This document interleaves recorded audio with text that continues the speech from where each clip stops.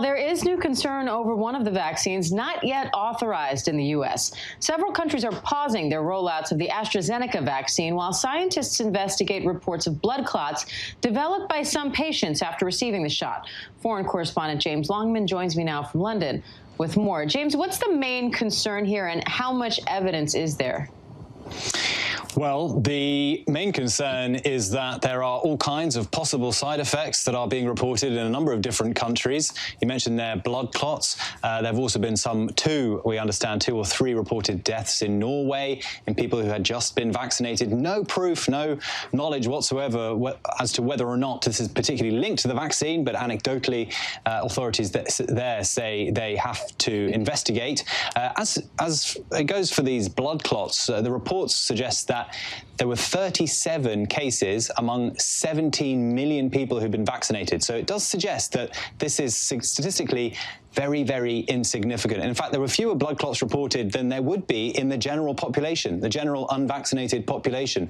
So it's got a lot of people, I have to say, here in Britain scratching their heads because so far nearly 25 million people have been vaccinated in Britain, the majority of those with the AstraZeneca vaccine. There have not been any widespread concerns about side effects. There have not been any major reports about any kinds of issues concerning blood clots or anything else for that matter.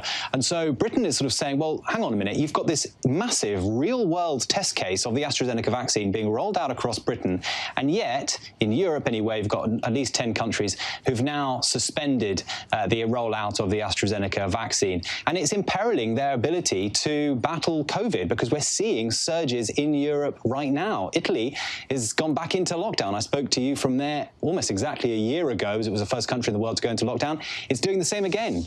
Schools, restaurants, bars, non-essential stores, all closing. So, you know, a lot of people are saying, well, hang on a minute, you've got a COVID outbreak, which is re-emerging.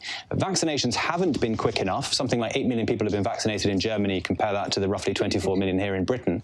And yet now you've stopped your vaccine rollout. So we'll wait and see. The European Medicines Agency is reviewing this. There's going to be an announcement, I think, in the next couple of days as to whether they allow these vaccinations to move forward. But this is a really big problem for Europe. Yeah, it sure is. And the World Health Organization says this is a routine pause, and it just shows that the surveillance system is working properly. But what does this mean not only for those European countries that you mentioned, but also for the COVAX effort to get vaccines to poorer countries? Yeah, well, I think in a logistics sense, hopefully there won't be too much of an impact because as far as we understand it, the AstraZeneca vaccines that are developed for the developing world come out of India and South Korea. So there's not going to be an issue there. This is a European issue.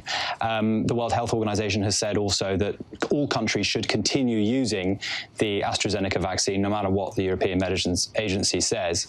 But the bigger issue here, I think, is one of confidence. It's this idea that, hang on a minute, if the Europeans are saying this, am I clear on whether or not I should go for my AstraZeneca vaccine? Or in fact, the messaging on all vaccines, it sends a pretty dangerous message, I think. One thing, though, actually, and having been in Liberia, for instance, at the end of last year in Africa, is that these are countries who know how important vaccines are, that they've saved lives, all kinds of diseases raging through Africa, and they understand the necessity for vaccinations. So whilst this might have an impact on confidence in different parts of the world, one would hope that in developing world anyway, that it's not going to have too much of an impact. And the logistics here, which are very important, aren't going to be impacted either. Dan? All right, James Longman in London for us. Thanks, James. Hi, everyone. George Stephanopoulos here. Thanks for checking out the ABC News YouTube channel. If you'd like to get more videos, show highlights, and watch live event coverage, click on the right over here to subscribe to our channel. And don't forget to download the ABC News app for breaking news alerts. Thanks for watching.